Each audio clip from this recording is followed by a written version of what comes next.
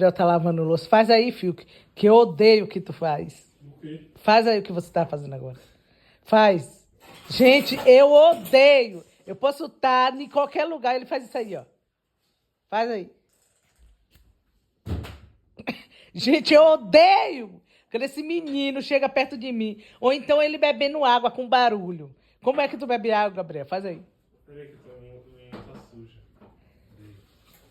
Gente, mas eu tenho certeza que ele não faz assim. Ele é um menino educado. Ele só faz porque quando eu tô perto, não é possível. Eu tenho que crer nisso. Olha lá, ó. Vocês vão ver ele bebendo água.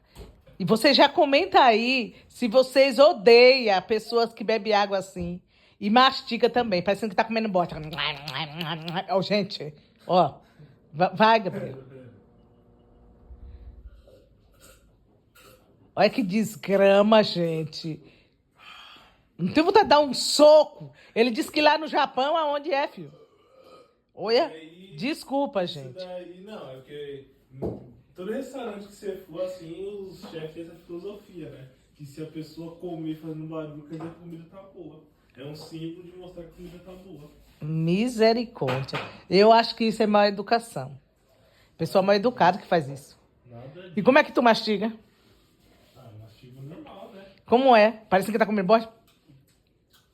Deus é mais. Saborear a comida. Deus é mais.